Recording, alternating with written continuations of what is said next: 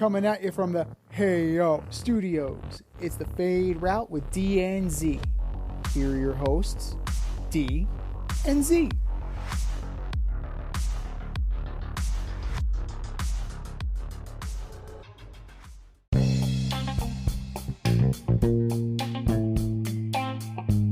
Coming at you live from the Ayo Studio. Hey yo. It's the Fade Route with D and Z. I am D. We got a great show for you tonight. A baseball game was played in London. We order up the best outfielders in Major League Baseball. And there were a couple of trades made in the NBA last week. But we begin today's show with the NBA draft. It's come and gone. Wembanyama went number 1 overall to the Spurs, followed by Miller and Scoot Henderson to the Hornets and Blazers, respectively. Z, it might be silly to ask this question, but I'm going to ask it. When can we expect the Spurs to reach the NBA Finals? Well, let's see. Let's look at it, right? When the Spurs drafted Tim Duncan, they had David Robinson, they had Larry Brown, they had Avery Johnson, they had Sean Elliott. They had a system already set in place. They had an infrastructure already set in place. What is the infrastructure here on this team besides Greg Popovich? And even then, how much longer does Greg Popovich want to coach? Right? Because eventually a man just wants to ride off into the sunset. A man just knows that time is up. But look at this roster, right? Nothing exciting here. Wembanyama is automatically the most exciting guy here. You got Romeo Langford, you have Devontae Graham, exactly. You have here's a good player in Indiana, you know. They have Georgie Dang, okay. Jeremy Sochan, who is a good player. People are excited about him, and he's young at 20 years old out of Baylor. 6'8", 230, has potential. Has potential to be a big-time forward in this league. Now, for all the good that is there, right? You have a lot of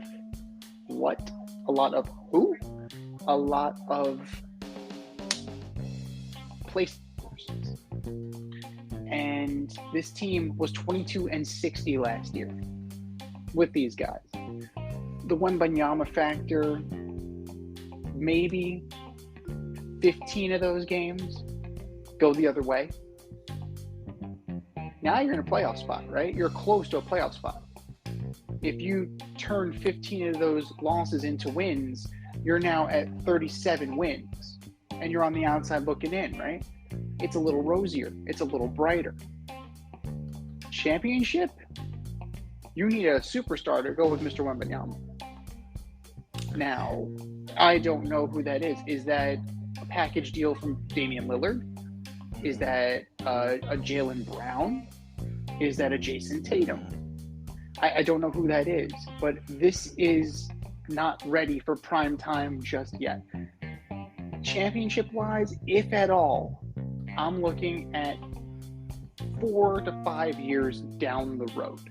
Because right now, this is a team that is promising, a team that may make a quick turnaround and be a little bit better. But from what I see right now, they are not ready to contend. Yeah, you kind of swayed me a little bit, because I was thinking he's an impact player. I would think he would be, assuming he stays healthy. Very interesting. He's foregoing playing for the French national team, and he's going to be playing in the summer league, which starts, I believe, in like 2 weeks or next week, out in Vegas. So bravo to him. I agree that they don't have any players. They do have a very good coach, but I agree with you. I don't know how much longer he's going to be coaching for. Just looking at past stars, took LeBron 5 years, took Michael Jordan 7 years, took Kobe Bryant 5 years. Tim Duncan was 2 years, but that was a team that was already ready. And Tim Duncan was NBA first team in his rookie season. Balled out for the Spurs. Like, damn. So I think it's fair that within 5 years, they'll be at least in the NBA Finals. He measures at 7'3". And from what I've understand from people that have seen him play, he's not a guy that gives you 48 minutes. But what he does do is when he turns it on, it's on. Like, he'll go 5, 7, 8 minutes dominating on both sides of the basket, like both sides of the court, where he's blocking shots, he's stripping the ball, he's making threes, he's getting to the basket. Let's be real, Z. When he goes up for a shot, nobody can block his shot. There's nobody that can block his shot. He's like Kevin Durant. He's like LeBron James. When he decides to take a jump shot, it's like an open jump shot for him.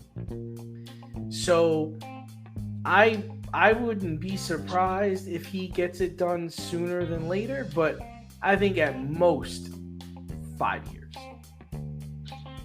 Well, we also have to take into account that while this is happening, some teams are getting better, right?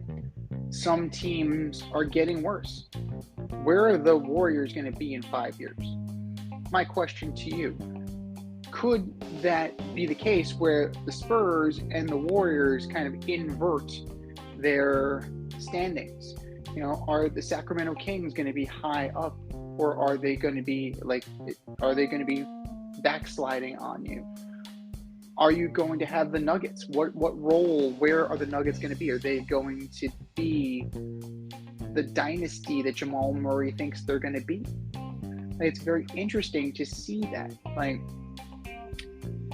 Talent will always rise to the level that it's going to rise to. Now, for some people, that is champion. For some people, that's dynasty. Some people, that's Hall of Fame. Some people, that's very good. I'm not going to predict Victor Wembanyama's potential injuries, because he is so big and he is so thin. Even though he is like solid, still a rail thin dude. Yeah. So, and we can see what could happen to a foot or a toe could sideline even the biggest players. Greg Oden, Yao Ming, Bill Walton. This is a well-documented, this is a well-traveled path for the NBA big man. But, 5 years is more, I think 5 years is more than reasonable here. Yeah. Yeah. And on top of that, other teams are going to bubble down and other teams are going to bubble up. So I definitely could see that. But who would be the guy, right? You're running the show in San Antonio. If you're going to accelerate this, if you want to turn this 5 year into like a 3 year window, who are you targeting to pair with Wembanyama to make that happen? Yeah, that's a good question. He's my star, so I don't need a 1A or a 1B. I need a B, right? So you got Chris Middleton's out there, right? Yep. He's available. You can get him now. I know it might sound crazy, but if I could get Zion on the cheap, take Zion on the cheap. He's only 26, 25. Roll the dice. See if he can get better. See if he can play. You got a James Harden out there.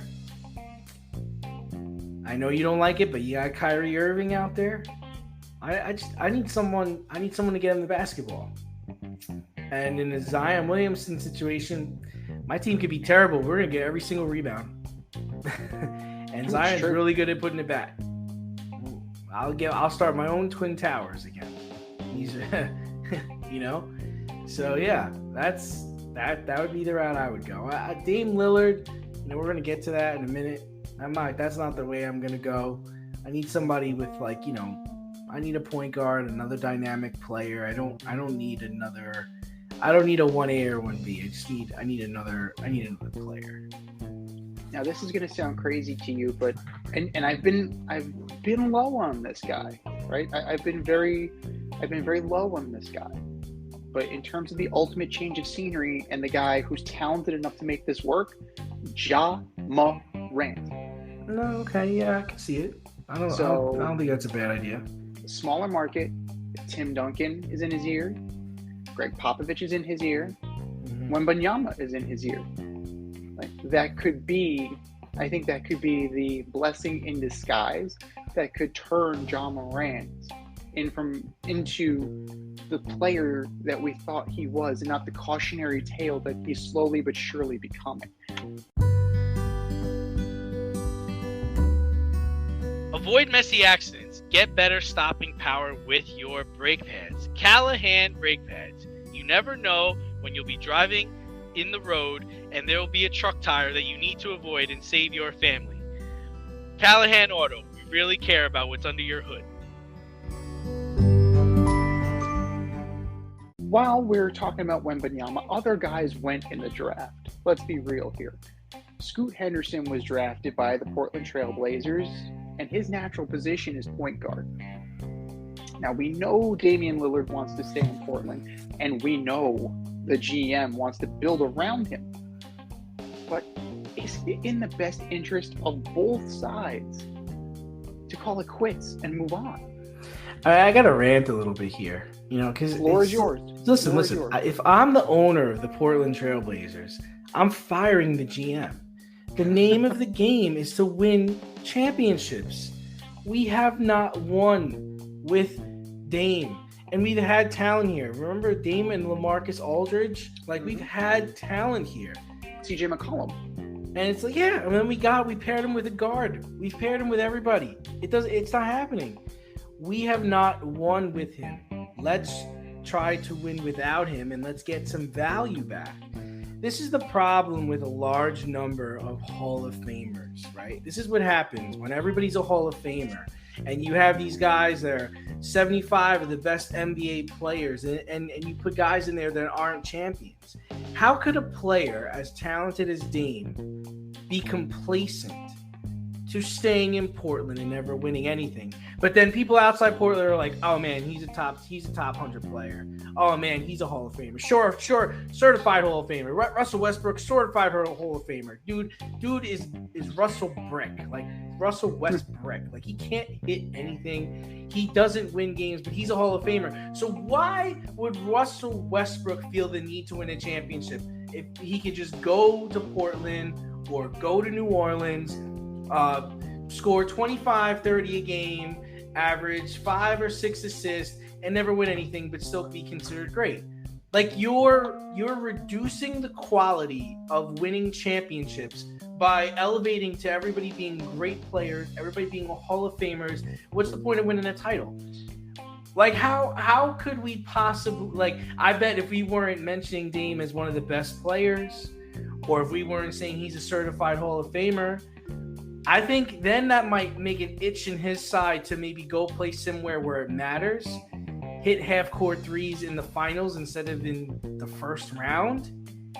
Tell me if I'm wrong here. How could I don't see how it can be. Listen, we look at Shaq. Shaq started Orlando. He went to LA. Then he went to Miami. Not that he was chasing rings, but he's going to play where he can feel that he can win championships, where he can compete. LeBron, we saw LeBron get up and do it.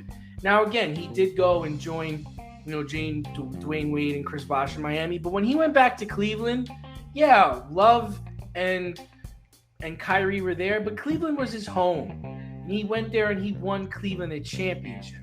And when he went to LA, he brought AD there. It was him and AD that won the championship. those guys knew when it was time to go. At some point, you've got to know. Unless he knows who he is. And this is why I don't give Kevin Durant too much trash, because I think Kevin Durant knows who he is. He knows the kind of player he is.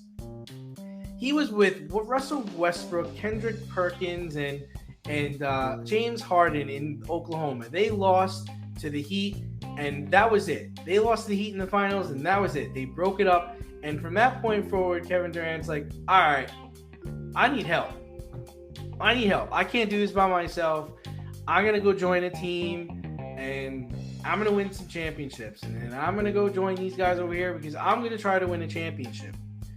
You're just staying in one place and continually bad, and people still say good things about you. That doesn't work for me. Scoot Henderson is the future, and the Portland Trailblazers should be trading Dame Lillard. I don't care if Dame wants to be here. It's very nice you want to be here. You can come back and coach here. You can volunteer here if you want.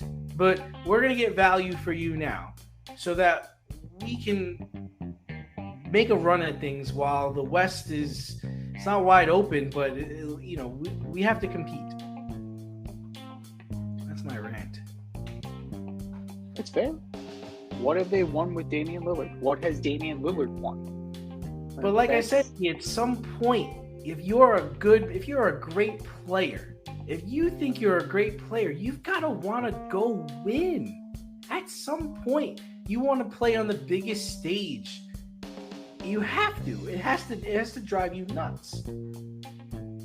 Well, he's trying to make the stage come to him, as that he ship would has want sailed, to do. man. Ship has sailed. No one's going to Portland. No one's going to Portland to join Dame Lillard. No, not now. Not at 32. That's not happening. No. But if you look at this roster, right? Again, another team that's not much there. Right? They were 33-49 last year. This team has Scoot Henderson. What's he going to be? Who knows? No, we don't know. He's question mark. Like player. just got drafted. You have Cam Reddish, Yusuf Nurkic. You have Jeremy Grant, Keon Johnson, Matthias Tybalt. Like, that is interesting to me. That's intriguing to me. I like him as a player. Right? They have Anthony Simons. What is he? Don't know.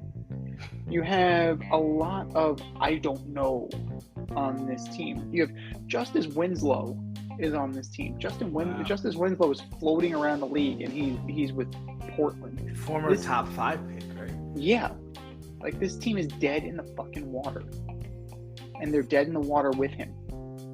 Now, I saw a hypothetical trade out there where you're looking at, Nurkic and Lillard to Brooklyn for like half their team. I don't necessarily think that's a good idea from, you're getting cast-offs from Brooklyn. Yes, they were good. They were good once they left Brooklyn. Like Spencer Dinwiddie. But now he's back in Brooklyn. So it's a very strange idea. And I don't know, like, you're going to get Dinwiddie, Nick Claxton, Royce O'Neal, Joe Harris. This is what's intriguing to me, this part. Those 4 guys are spare parts, right? Dinwiddie is probably a 3rd or 4th best option on a team. He's a good player. He's good. He's not great. Like, that team was better before they broke it up. When they had D'Lo, when they had Karis LeVert, when they had Spencer Dinwiddie, when they had that. Karis LeVert is a very good player. So, what's intriguing to me about this hypothetical deal that Clutch Sports was looking at, and all credit to Clutch Sports on this. Clutch Points. 3 first rounders, right? All 3 via Phoenix. So all of Phoenix's ones that they sent as part of the Durant trade, 2025, 2027, and 2029. The 2029 pick is top 3 protected. So even if Brooklyn isn't gonna suck. Like, Brooklyn's gonna be pretty decent if you put Lillard and Nurkic on this team. Like, that's the kind of move you need to make. You gotta start considering if you are the Portland Trailblazers, you have to consider blowing this fucking thing up. The thought has to have crossed your mind. You're 33-49, right? I mean, I know you like to joke about with the Knicks, right? Because they're steadily climbing the ladder, and teams that steadily climb the ladder, right? But this is the hamster wheel that you speak of. Like, this is the hamster wheel you're talking about. Constantly 33-49, where you're just like, there's a ceiling. You can see, it's the glass ceiling. I can see 10th place. I can see the play-in tournament, and I would bang my head against it. I'm tired of being 33 and 49. I'm tired of being 33 and 49. Right, exactly. Now, if Damian Lillard has any pride, that makes him very angry. And this organization has repeatedly gone out of their way to keep them in that spot. They got rid of Aldridge, they got rid of McCollum, but nothing is working. They got rid of Josh Hart, but nothing is working. So the best thing he can do for this organization is to say, let me go. Let me go. Right. If you love Portland so much, do them a solid and get out of there. And let them start anew. Like, your best days are behind you, my man. And like I said, like, you should you're devaluing the NBA Finals and the NBA Championship by just staying in Portland and playing out your days there, so that you could be like a Portland legend. Eventually someone's going to come in there and win a championship, and they're going to not forget about you, but it seems like, yeah, okay. Like, I mean, let's think about this. Where is he in Blazers lore? I mean, Drexler's probably one, right? Yeah. Would you say Clyde Drexler's number one? Yeah, sure. So what would he be? The second best Blazer? Maybe? Yeah, I don't think he's passing Clyde, man. Your legacy's set, my man. Go get that ring. Do what you gotta do. Go get that ring. And let Portland... If you love Portland so much, sign there on a one-day contract and retire as a member of the Blazers. Yeah, but you know what? You've wasted enough of your time. You've wasted enough of your time. Go chase the ring. Yeah, and then while Portland's not making any trades, there were a lot of other teams that made trades last week on draft day, the week of the days before the draft, and shortly after the draft. Boston acquired Porzingis. Memphis picked up Marcus Smart. John Collins went to Utah. Rudy Gay went to the Hawks. And the rotting carcass of CP3 went to the Warriors. Z, which move stood out to you? Well, kudos to the Wizards. They cleared out Bradley Beal and Chris Paul in less than a week. Yeah, and Chris Paul was like the Abe Simpson meme where he goes into the bar, he puts his hat on the hat rack and turns around, takes his hat rack, and like that's CP3 as a Wizard. Like, you could put his jersey in the rafters like Melo's Atlanta Hawks jersey. You could put that right in there. Okay. Now, the Wizards also got Jordan Poole, right? Yeah, so good for them. if they got a talented, if not a question mark, right? And he's a bad fit in Golden State. But let's see. This is his show. No, he wasn't a bad fit, Z. He's a good player. He just had a bad year. He just didn't produce. He didn't play up to the contract. Well, and he signed a lucrative contract. It's like, you gotta go. Like, you what you did in the playoffs last year, you gotta go. Like, you gotta go. You can't stay here with that garbage. Why I'm saying it was a bad fit is because he's young on a group of old heads, and those old heads still run the show. And it was very clear. That they wanted that core to stay. Now they definitely. This move says we are all in on bringing back Draymond. Yes, 100%. Like that. If I'm Mike Dunleavy, that's the message. I might as well put it on a flag and like hung it and strung it up at Chase Center. But Z, that makes more sense than saying, he was with a bunch of old heads. It's more like, okay, we want to keep Draymond. We can't keep the both of you. That I think is more. He couldn't stay because he got punched in the mouth. Yeah. Like he couldn't stay. Yeah. It was either one or the other. They chose to stay old. They chose to stay old. That's true. Because if you think about it, they're bringing in Chris Paul to do what Jordan Poole was supposed to do, right? Mm-hmm. You keep scoring as much as Curry did, pass the ball, be with the second team,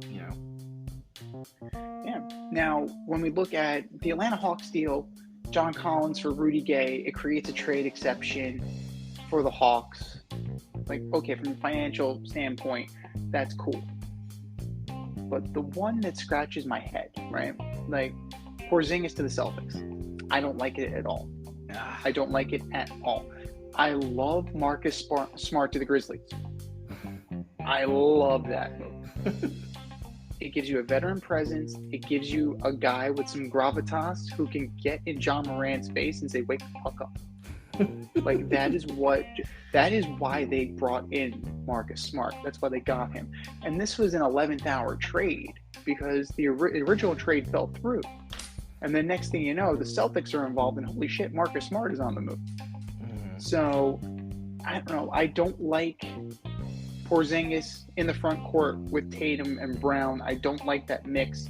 Like, they got the 25th pick in the draft. They moved some stuff around. The Wizards got Tyrese Jones, Gallinari, Muscala. That's already long gone. So the Wizards are clearing people out. That's what they're doing. The Wizards are straight blowing things up as they are wont to do, as they should do. They're blowing. They're just blowing things. they're just doing what they should have done 4 years ago when they doubled down on John Wall and Bradley Beal. Like, Winger has come in from the Clippers and said this isn't working. Mm-hmm. As the guy who just had Paul George, Kawhi Leonard, and Russell Westbrook, he's like, this ain't working. Mm-hmm. Time to make a move. But the Celtics, I don't think they didn't solve their point guard problem. They didn't solve their big problem. Like, Porzingis is a shooter. Mm-hmm. I don't see him. I see him providing more confusion because you have the two Williamses down low. Who's he taking minutes from? Mm-hmm. Like, who's losing out here? And how are you going to suffer? So I'm going to say the Porzingis trade stood out for me, but not for the right reasons. Yeah. So I just want to talk a little bit about the Porzingis deal because I actually liked it. I like what they're doing there because, listen, what they had wasn't working, right? And, anybody who follows our show knows I've been saying that they needed to blow this team up a couple years ago. Whatever, they're deciding to do it now. That's fine, right? So, Porzingis is coming off of his best shooting year of his career. He averaged 23.2 points per game, okay? He averaged more steals, and he averaged almost 3 assists a game. He's going to give them a dynamic that they haven't had as far as he can shoot, he can rebound, and he's going to be another presence in the front court. Now, I don't know what happens to Grant Williams, and I don't know what happens to Robert Williams. I don't know what happens to those guys. I don't know how that's going to play out, but I do agree that they need to still make one more move because they do need that guard. Because do they still have Brogdon or no? I believe they still have Brogdon. Originally, Brogdon was supposed to get shipped out. Right.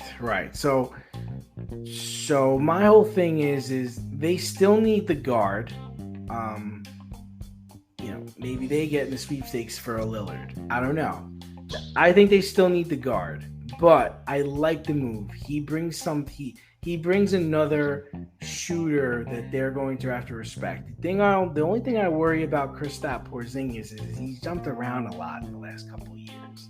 He's only spending 1 or 2 years in places, and people are moving on from him. And I don't know if that's just like a team dynamic thing or a him thing. but he does play. He played 65 games last year. It's pretty damn good. And I'm interested to see how he fits in their offense and how they're going to play with him. Okay. Now, to the part that stood out to me. I don't, for the life of me, understand the CP3 trade. I don't get it. The man has no rings, and he gets hurt every year during playoff time. Z, I want to say it one more time. The man gets hurt every single year in the playoffs. He even got hurt this year, sunk his team. Got hurt when he was on Los Angeles Clippers, sunk the team. Got hurt on the Houston Rockets, sunk his team. You can't depend on him when it comes to playoff time. Okay? Now, did you really make this trade just so he could lead the second unit? That's like drafting a wide receiver because he blocks well. Like, what are you talking about? Like, that's really what we brought him in for, so he can play with Jonathan Kuminga and all the guys that aren't good enough to start? Is that what we're really banking on? Because if that's what you're banking on, and then he gets hurt, which he will, then who's going to lead the second unit? Clay? Like, what is Dunleavy thinking here? People were upset with the Marcus Smart trade, and I honestly get it. I mean, but like I said, Boston was not winning with him, but they've got height with Porzingis, and maybe Boston goes after like a DiVincenzo who just declined his option to go back to the Warriors. But I don't understand the CP3 trade at all.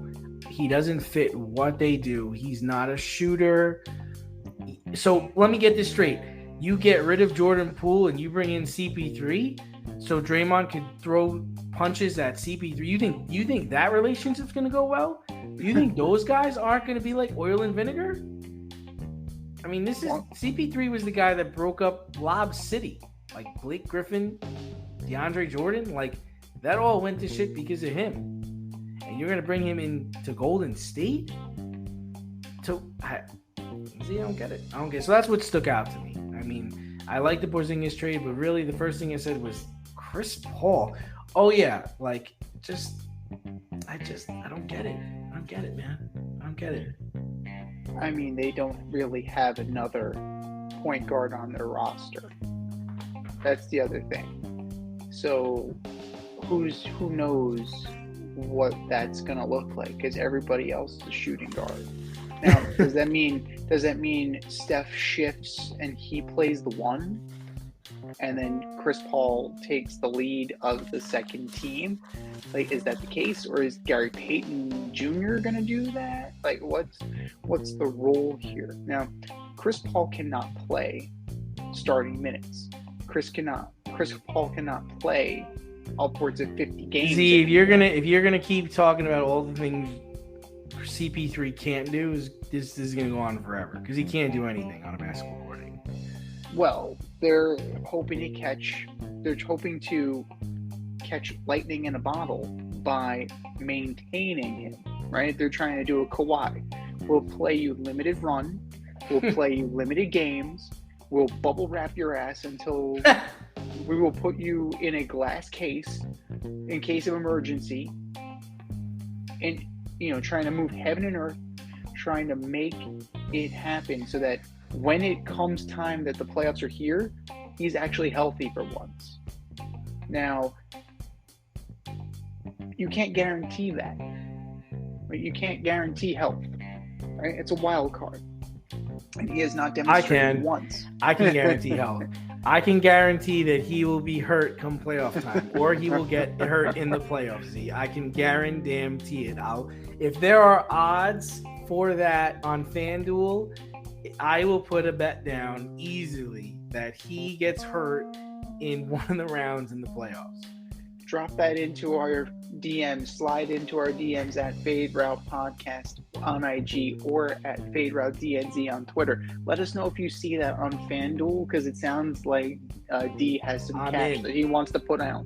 He wants to put it down. But it doesn't make a lot of sense from a long-term standpoint. This is clearly a shot in the arm. This is clearly, a last gasp type move. Why are you so down? Why are you so down on the unicorn, man? Why am I so down on the unicorn? Because I've seen it. That's why.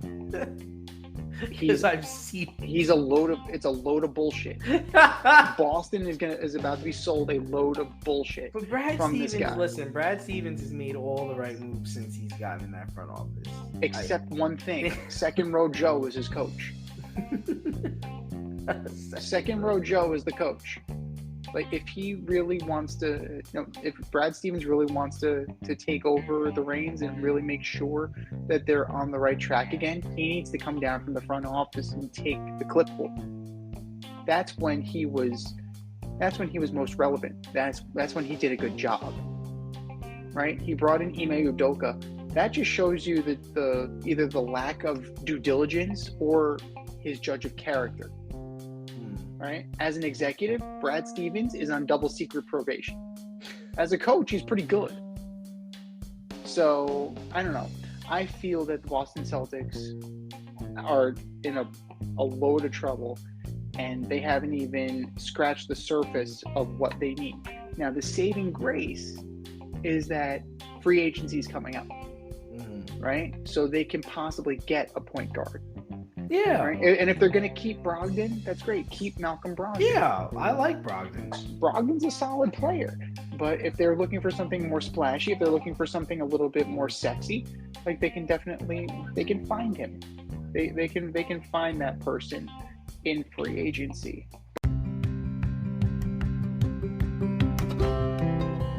Do you love brownies? Of course you love brownies. But you know what's better than a brownie? A delicious, handcrafted, gourmet brownie delivered right to your doorstep. That's what our guys at Sweet Life Brownie Co. offer. Chef Tommy D and the crew offer a dozen delicious delights that you will crave, from the classic OB to Dutch apple to campfire s'mores and many more. Check out their website, sweetlifebrownieco.com, for their Friday brownie drops. At noon, their site goes live and you see what they're making.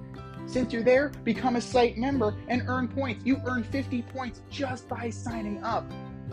Make sure you follow them on Instagram and Facebook too, at sweetlifebrownie_co, for the latest updates and their latest releases and creations.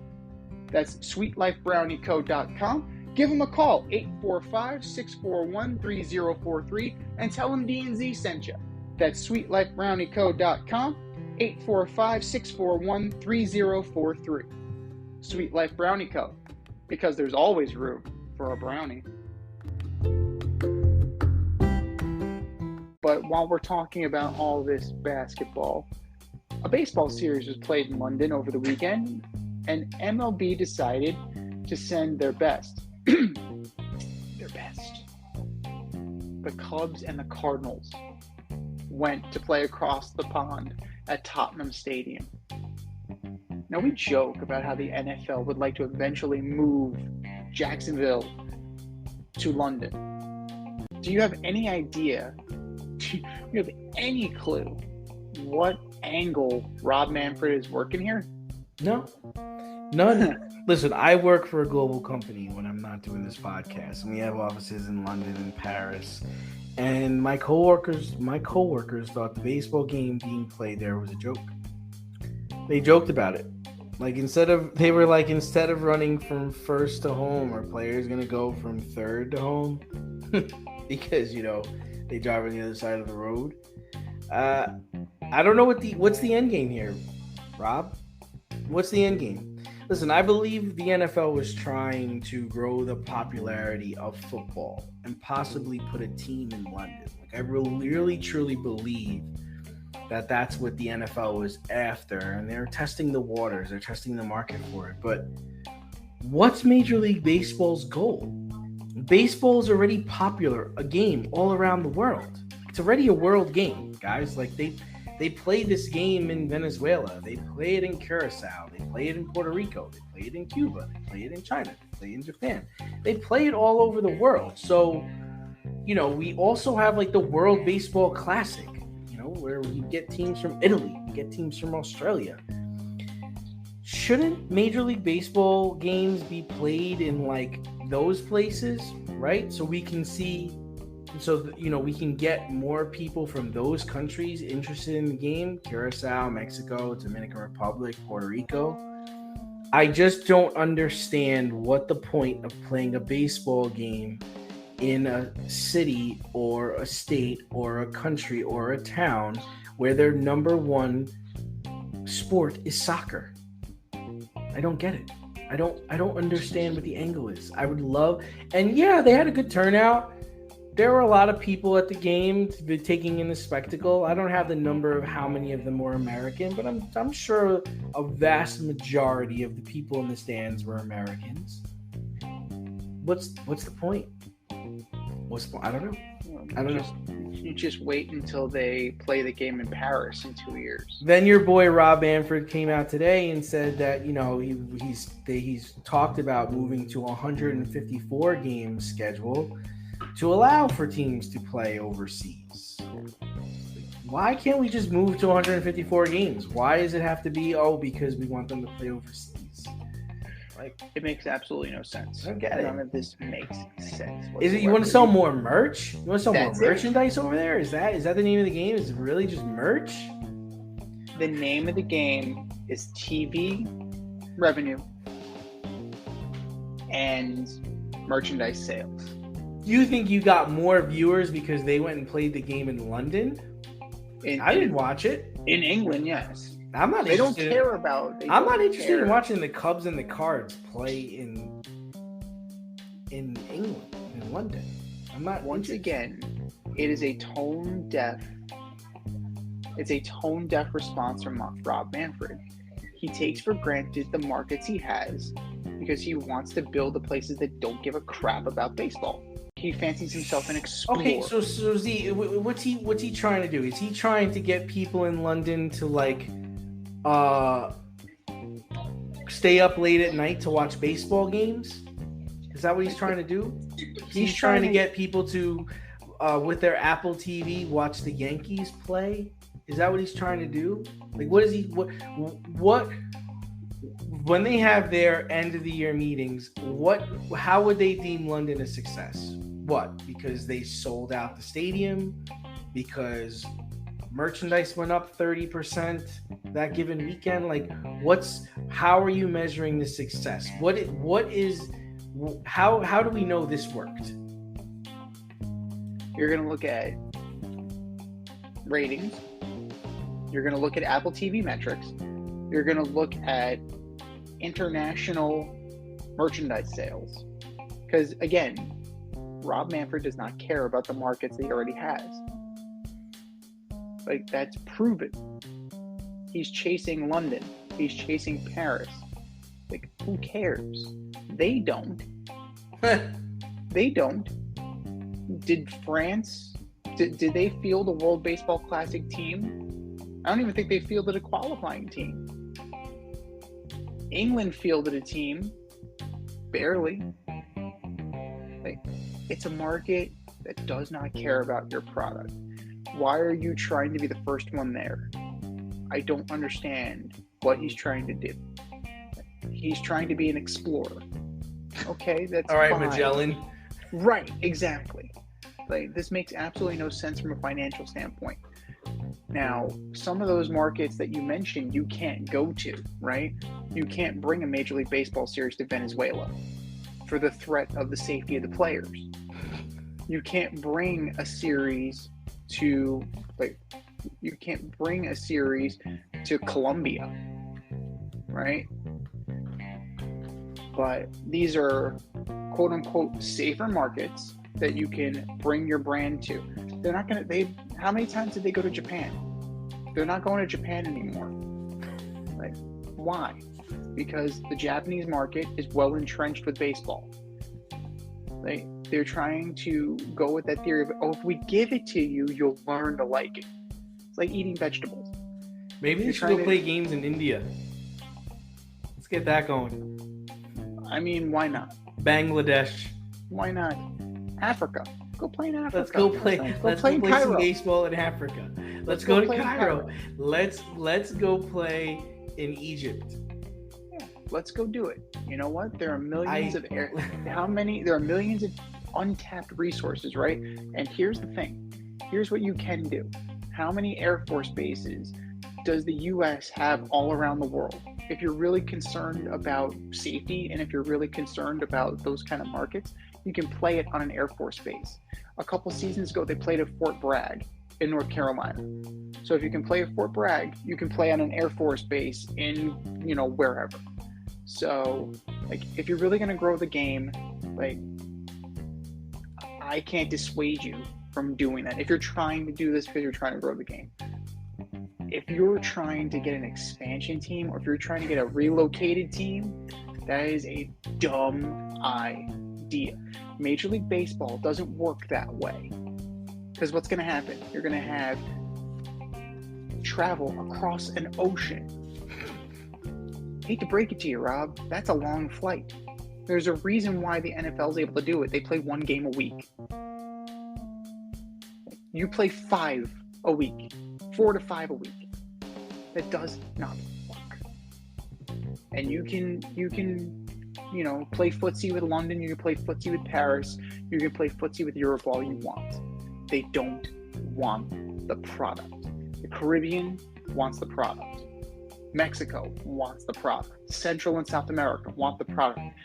Asia wants the product. Australia. The Australian infrastructure is there. Go do a series in Perth. Go do a series in Melbourne, Brisbane. You have infrastructure there. You don't have to create something where it doesn't exist. All because you want to be first. All because you want to sell more hats. All because you want to sell what? All because you want to boost the ratings on Apple TV or boost the ratings on TV. And I'm sorry, that broadcast, I was watching it, I was getting my hair cut. It was brutal. It was brutal. So, and not to mention, you sent, in theory, what would have been a good matchup. Cubs-Cardinals, it's a rivalry matchup. You figure you'd get a good one. This year, the Cubs and Cardinals stink, right? Next year, you're sending the Phillies and the Mets. The Mets are no great shakes right now. The Phillies aren't that great either. So, next year, who's to say that matchup isn't the drizzling shits? It's absolutely ludicrous that you're doing this. You're chasing the almighty dollar at the expense of other markets, particularly the domestic one that likes your product or, what your product used to be. But speaking of what used to be, the Yankees used to be good. They're kind of right now. As Aaron Judge remains out for the New York Yankees. The team has managed to kind of hover around 500 in his absence, despite the team hitting 195 without him. Solid. 195. When asked when he would return, Judge himself said he's not sure. He has a torn tendon in his big toe. When do the Yankees need him back to salvage this season? And again, you get hockey players playing with broken foots and sternums, but man, that torn ligament in that toe, the captain of the toes is keeping the captain out. By the way, shout out to the Braves who won 20 games in June. Pretty damn impressive.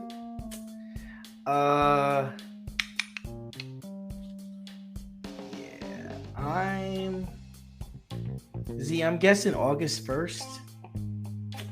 They can get him back August 1st and only be 10 games out. They're currently 9.5 right now.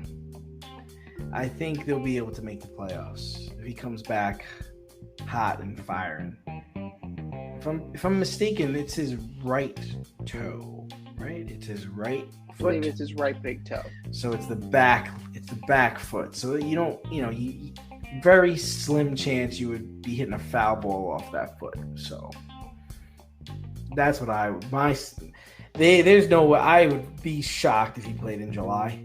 I'm sure he's going to lead the All-Star voting, which is so stupid. I'd say August 1st. I mean, when you look at it, right, it's about pain management at this point. A toe ligament is not going to heal. Right? It's the same with like plantar fasciitis. It's about pain management at this point. Now, no, he can't foul a ball off his back toe, but he may have difficulty, like, that's where your weight is transferred. He may have difficulty with weight transfer. Like, he may be wincing at the plate. He may not be able to put full force behind his mighty swings, but they need him ASAP. ASAP. Now the problem is that you're not going to put him in the field. Like, I shudder to think that you would want to put him on the field where he's subject to more stress on this injured toe. So that means you DH him, right? Okay, easy problem. Easy problem solved. Where's Giancarlo Stanton play? Like, you can put him in left field. Oh, wait a minute. They've been trying to avoid that ever since they traded for the big man. Never mind the fact he's a decent outfielder when you let him play, but he's made of glass too. So we don't want our big sluggers getting hurt. Yankees are 20th in runs, 28th in batting average, 29th in on-base percentage, 14th in slugging. This team is a 296 on-base percentage. Not batting average, on-base percentage. Their OPS is slightly over 700 as a team. That's not good. Anthony Rizzo is doing his best, right? Rizzo is doing his best. He's leading the team in batting average. But Higashioka and Trevino, what happened? Higashioka's ceded the playing time from him. LeMahieu's not hitting great. Donaldson is a disaster. Gleyber Torres running with his head up his ass as per usual. Volpe, he's been better since he made the mechanical adjustments that his former teammate noticed as they were eating chicken parm and watching film. Not the guy that gets paid to teach him how to hit, Mr. Dylan Lawson. You have an outfield of a rotation of these 5 guys. Actually 6. No, 5. Bader, Bowers. So Harrison Bader, Jake Bowers, Oswaldo Cabrera, IKF, and Billy McKinney. That's your outfield. They desperately need Aaron Judge. But tape it up. Or do what you got to do, because spit on it and get out there. Rub some dirt on it. Whatever you need to do, sir. Because you know what they're winning without Aaron Judge? Ugats is what they're winning without Aaron Judge. They weren't winning much with Aaron Judge, right? As shown by like recent playoff struggles. But without Aaron Judge, look at this team. Like, this just reinforces that he's the MVP. Look at this. He covered up a lot of bad, right? I was actually saying this to my fiance, that Edwin Diaz's nickname, they should change it from Sugar to Cologne, because it covered up a lot of stink. Aaron Judge needs to go from, his nickname needs to be Cologne, because Aaron Judge covered up a lot of stink in the Bronx, and they need him back ASAP if he can handle it physically.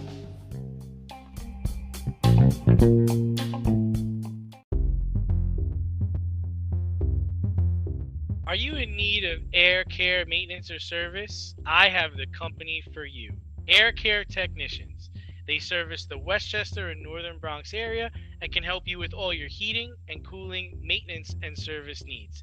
Just give them a call at 914-315-1547. Again, that's 914-315-1547. Or shoot them an email at aircaretechnicians@gmail.com. These guys are the real deal, as they are veteran-owned, licensed, and insured. Make sure to tell them that D&Z sent you.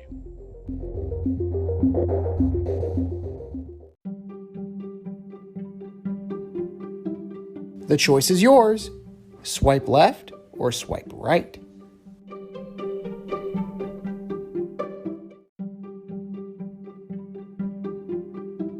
All right, boys and girls, especially my online dating fans out there. We have a statement. And if you agree with it, you swipe right. If you disagree, you swipe left. Swipe left or swipe right. Number 1, Mookie Betts in the home run derby. Yeah, I'm swiping left on this. Give me Julio Rodriguez, give me Mike Trout, give me Ohtani, Devers, Muncy. Give me the best power hitters. I'm not interested in seeing the best players necessarily play in the home run derby. I don't need 5'9", 175-pound Mookie Betts out there hacking away. No, thank you. I'm swiping right. What? And here's why I'm swiping right. It's LeBron in the dunk contest. I don't give a shit about. I don't care about how good LeBron is. He's never going to be in the dunk contest. Like, I don't care about the guys who are never going to be in the home run derby. Give me the guys who want to participate. Give me Pete Alonso. You're never gonna get some of these guys. So you might as well go for the guys who say, I want to do this. And Mookie Betts wants to do it. Like, I am all for that. Because you lost Aaron Judge, for one. Like, what's Trout have left to prove? And he may get hurt. Like, the season's still young. Again, he will. Yeah. 253, 19. He's got 19 bombs. That's fine. Like, he's representative. It's not like he has 6. You know, it's not like you're putting in like Josh Donaldson, who's had a Drek year. He's like, I'll do it. Like, no, Mookie Betts deserves to be there. And if he wants to do it, he's got the numbers that back him up. So, you know what? Kudos to you. Do it if you want to, Mookie. Win it. You know what? I would be fine if it was Mookie versus Julio Rodriguez in the finals, right? J-Rod against Mookie. That'd be fine by me. Like, the home run derby is something I have not cared about in a long while. Even when Pete Alonso was winning them, it's a sideshow. I have no interest in it. So if you want to do it, you do you, boo-boo. Have at it. Have fun. Swipe left or swipe right. Number 2, the Jets on Hard Knocks this year. Yeah, this is like a pipe dream. This is something that they're hoping they get. Right now, I don't think it's been decided who's going to have Hard Knocks. But yeah, I have no interest in seeing them, so I'm swiping left on this. Give me the Dolphins, but they would be fun. Give me give me Cincinnati with Burrow. Give me the 49ers with all that talent. No interest in seeing New York Jets on Hard Knocks. I think that it would be a fine choice. I think that, you know, the NFL wants to do it. They want to get their biggest circus out there, right? They want their biggest sideshow out there, and the Jets will certainly provide that. So I'm going to swipe right on this. And what makes it even better is the Jets don't want to do it. So that's why it's going to be even better for me. You know, it's going to be exactly what you want as a viewer, right? It's going to be the ultimate car crash, the ultimate chaos, in theory. Now, because they don't want to do it, it's going to make for bad TV because it's going to be super buttoned up. It's going to be super reserved. You're not going to see anything. The NFL should want this. The Jets probably should want this too, right? It's good PR. It's good PR for the team. But I have a feeling that the Jets are going to shoot themselves in the foot and deliver a very boring, bland presentation of the circus and the freak show that we know is coming. I mean, at least, you know, let Aaron Rodgers loose a little bit. Just give me one. Just give me one time that he yells at a rookie wideout. Just give us something. Give us a little nibble, a little taste. But I'm gonna swipe right on this begrudgingly because I'm gonna hate watching. It's gonna be great. Trust me. Swipe left or swipe right. Number 3. Kevin Durant is the best college basketball player over the last 25 years. Okay, so here's my thing. This comes out because a poll was recently released of the top 25 college basketball players the last 25 years. And Durant was named number 1. I believe Jay Will was in the top 5. Fucking JJ Redick was 7. Unbelievable. Steph Curry was 5. I'm not really sure I'm on board with that either, but I'm going to swipe left on this. For my money, Carmelo Anthony was the best college basketball player the last 25 years. As a freshman, he won the chip for Syracuse, sporting a 22-10. Second to Anthony, I would go with Kemba Walker, mainly because of the Big East run and their national championship that year. I think an argument could be made for Jay Williams. An argument could also be made for John Wall. Didn't win the chip, got to the Elite Eight, but man, he was a great college player at 6'8". So that's what I got. I mean, those are great choices. Like you certainly have a lot that you can choose from, right? You got AD, you got Steph, you have Tyler Hansborough. Right. I mean, I know you're not a fan of JJ. Jerry McNamara, the wonderful Jerry McNamara. Scotty Reynolds. Like, those are just guys that like stayed forever. I think Scotty Reynolds got his doctorate. Trae Young. Trae Young is a good choice. I mean, then you have guys who had good longevity careers, like a Shane Battier, Rip Hamilton. Basically, like, guys that were like legit long-term studs. And pretty much people that were on your NBA TV for the past 25 years. Statistically speaking, Durant blew them all out of the water in his one season at Texas, right? 26 points per game, 11 rebounds, 2 blocks, 2 steals. He won the Wooden Award. He was a first-team AP All-American, a Big 12 Player of the Year, Big 12 defensive team. Like, he did it, right? He was an amazing stud. But, you also need to take into account, because it said, our statement was best college basketball player. It didn't say men's college basketball player, right? You can argue Maya Moore. You can argue Swin Cash. You can argue Sue Bird, Diana Taurasi. You can argue all of those guys. Shamika Holtzclaw, if you want, towards the tail end of it. That's because, you're talking about 98, 99, right? You're kind of in that range. But there are plenty of people that can take this mantle. For that one fleeting moment, right? That one statistical year, Durant takes them. Because it was one amazing year. But if you're looking for a body of work, right? Because you have more than one year. Anybody can have one year, right? It's about having the consistency. I don't know. Rip Hamilton definitely stands out to me. Elton Brand National champion. National champion. You got Elton Brand really stands out to me. Mecca Okafor, another good one. Mecca Okafor, another really good one.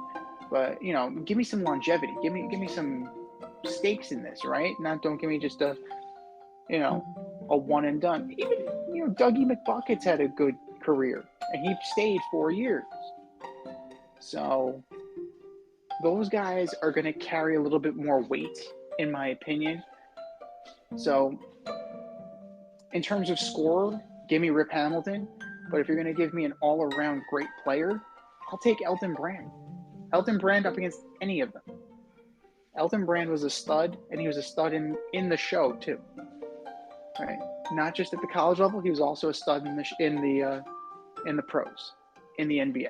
So it's definitely a divisive statement for sure, and definitely designed to spark argument. But I'm sure there are plenty of people out there that will kind of, fly their banner for their favorite player.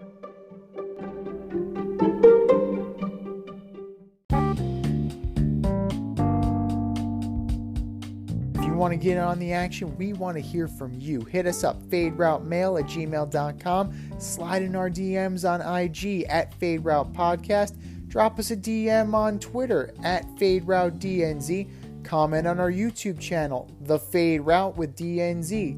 Questions, comments, picks, segment suggestions, you name it, we want to hear from you.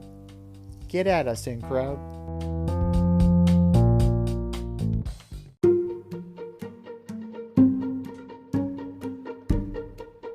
The Fade Store presents the Alleged Superstar of the Week Award.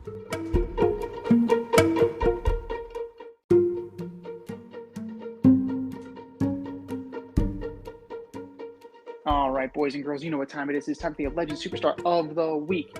Here's how it goes. We put up a poll on our Twitter account @FadeRouteDNZ, and you vote, and you vote, and you vote, and you vote. And the winner of said poll gets a shout out on this here show and the coveted ass trophy. And do you know who took home the coveted ass trophy last week, D? I don't. The Mexican national team supporters.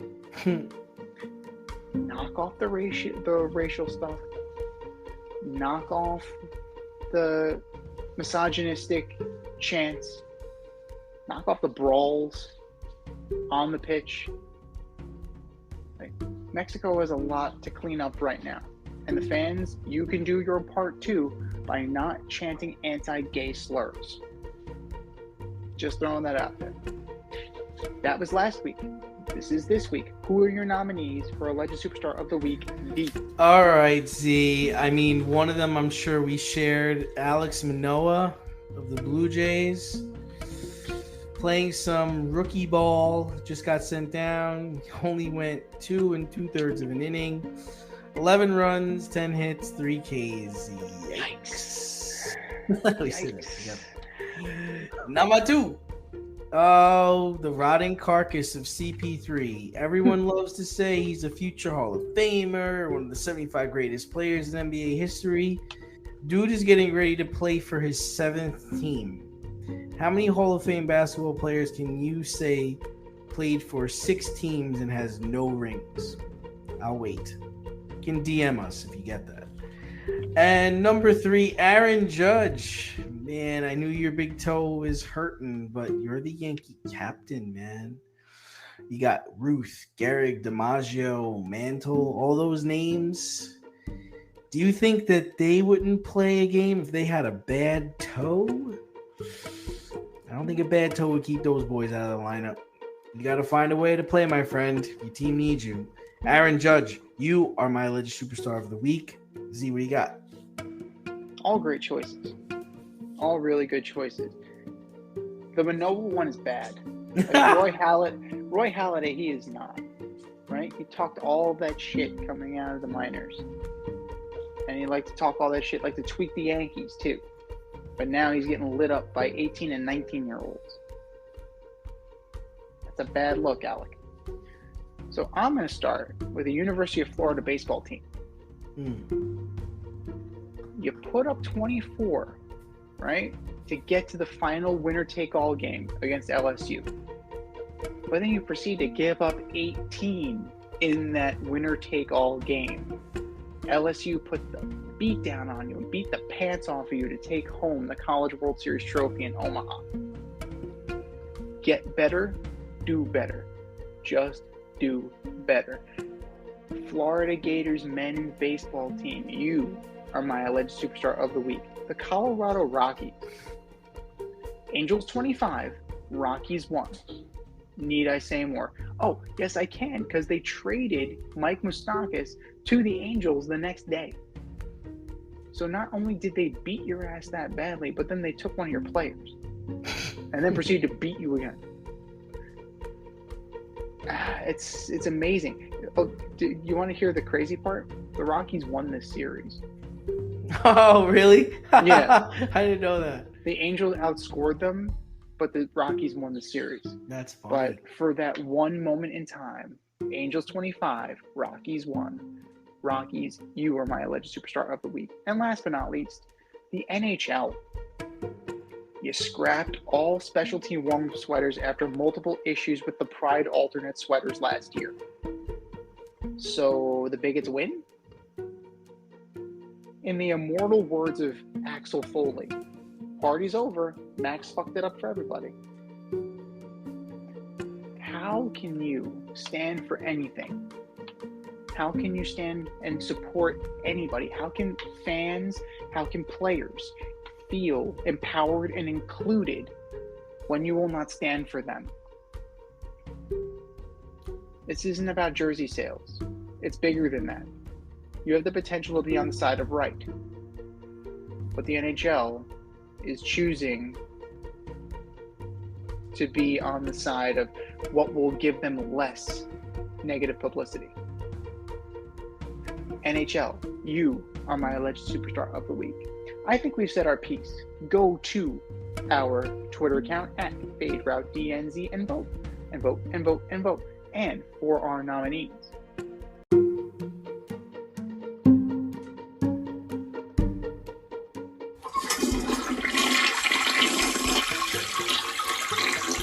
Just do better, boys. Just do better.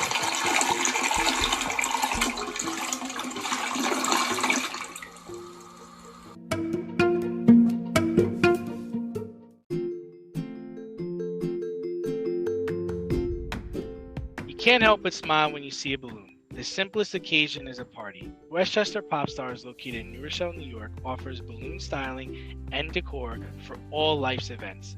Birthdays, anniversaries, weddings, showers, school and corporate events, store openings, or just because.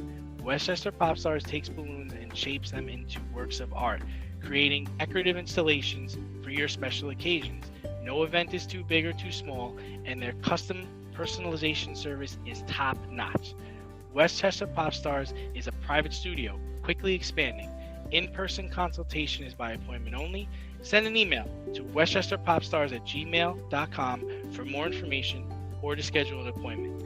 No need to hire an event stylist. All you need is balloons. Currently servicing Westchester, Putnam, New York City, and Connecticut. To find Westchester Pop Stars, search for them on Instagram, Facebook, or Google.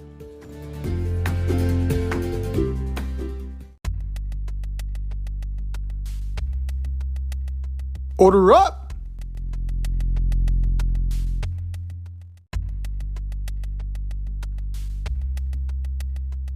We are almost near the end of our position by position breakdown. It is time for us to order up. Order up, order up. This week, we are ordering up the top 5 outfielders in all of Major League Baseball. Not just left field, not just center field, not just right field, all the outfielders, all at once. Here we go. From 5 to 1. Who you got there? All right. At number 5, my list has to have him because he's just, he's that good. It's Mike Trout. I know he gets hurt, but he's still Mike Trout and one of the best players in the game.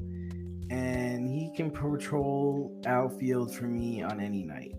Number 4, Mookie Betts, one of the best all-around baseball players in the game, and a hell of a bowler, by the way. Number 3, Aaron Judge, the Yankee captain. He's broke the single home run record in the AL last year. I know he's hurt right now, but to me, he still covers a lot of ground as an outfielder, as a big man. He's got a cannon. He can leap over the wall, and man, he can crush the baseball. Number 2 might surprise you. It's Luis Robert Jr. I just think he's a supreme athlete, and he's having a nice year. I mean, he's batting .270, 43 RBIs, 22 home runs. I'm on board with him. He had a blunder last week in the outfield, but I like him. And number one, he better be your number one too. It's Ronald Acuna Jr. Of course, I'm going with my guy. Man, number one prospect in all of baseball at one time. He's batting .328, 17 home runs, 35 stolen bases. Like I said earlier in the show, Braves have won 20 games in the month of June. Yeah, he had 2 home runs yesterday. He's just a beast. What do you got, Z? Good choices. All really good choices. Now, I have a sneaky honorable mention here who player comps statistically with Mike Trout. Trout has an 844 OPS. This player has an 819 OPS. Trout has a 480 slugging. This player has a 449 slugging. Trout has a 363 on base percentage. This player has a 371 on base percentage. Trout has 2 steals. This guy has 3. Trout has 2 steals. That's it. Wow. Trout has 41 ribbies. This player has 38 ribbies. This player has a 282 batting average compared to Trout's 253 and 10 homers compared to Trout's 17. Who would this player be? Who do you think this player is as my honorable mention? I don't know. It's not IKF, is it? No, it is not. It is Brandon Nimmo of the New York Mets. Wow, that's impressive. So Brandon Nimmo is having a really stellar season. And that's your honorable mention. My honorable mention. My honorable mention, because Trout's just a little bit better. Trout is just a little bit better in the power department. But kudos to Brandon Nimmo. Like, he is so underrated, it's not even funny. Like, there is no reason that Brandon Nimmo shouldn't be in Seattle representing the Mets for the All-Star game this year. Oh, I thought you said going to get traded to Seattle. No. Nimmo is a stud. Nimmo is somebody that you build around. Trout, it's a little bit of a down year for him. He's healthy, but he's playing. That's great. And he's doing Mike Trout things. It's to be expected at number 5. Number 4, Juan Soto. How quickly we forget. 919 OPS, 496 slugging, 423 on base percentage, 270 batting average, 14 homers, 41 ribbies, same as Trout. 6 steals, 3 times the amount as Trout. And, a prolific hitter. Number 3, Mookie Betts. Yeah. 852 OPS, 349 on base percentage, 503 slugging, 19 homers, average a little down, 253, but still 19 homers make up for that. And let's not forget that he plays a stellar defensive outfield, and he's versatile. Guy can play second base in a pinch if you need him. Yeah, he plays it for them in the late innings a lot. He does. Number 2, Ronald Acuna Jr. Ronald Acuna Jr. of the Braves. Stud. Complete and total stud. I'm not going to discount Ronald Acuna Jr. Just his numbers speak for himself, right? 330, 19, 51 ribbies, 35 steals, 990 OPS, 586, 4 slugging, 404 on base. Guy's having a monster year. But for as much as he was doing, and for what his team is doing without him, the best outfielder in all of baseball is none other than Aaron Judge. You cannot argue that. Look what the Yankees have become without him. Just look. Now, just look at the rotting carcass that this team has become. But even before the team started rotting, he had 1,078 OPS, 674 slugging, 404 on base percentage, 40 ribbies, 291 batting average, 19 homers. He was more than covering. He was more than living up to his end of the bargain. And he's the reigning MVP. So, Acuna's having a great year. Judge is also having a great year. And it's just cementing him even further. Yes, I know he was an alleged superstar for you, but for me, this is proof positive of how great he is. because he carried 25 other stiffs. That is the sign of greatness. That is the sign of Aaron Judge being the man. This has been the Fade Route with DNZ. Thanks for tuning in tonight. Catch our podcast on Wednesday nights on iTunes, iHeartRadio, Spotify, wherever you listen to your podcast. So until next time, stay faded, everyone. Time for us to run the go route, but we'll talk to you next week. Thanks for listening to this episode of our podcast. If you like what you heard and want to hear more, be sure to like and subscribe on your favorite podcast platform. Rate us 5 stars, leave us a review, turn on subscription notifications, and tell your friends. Spread the word, spread it wide.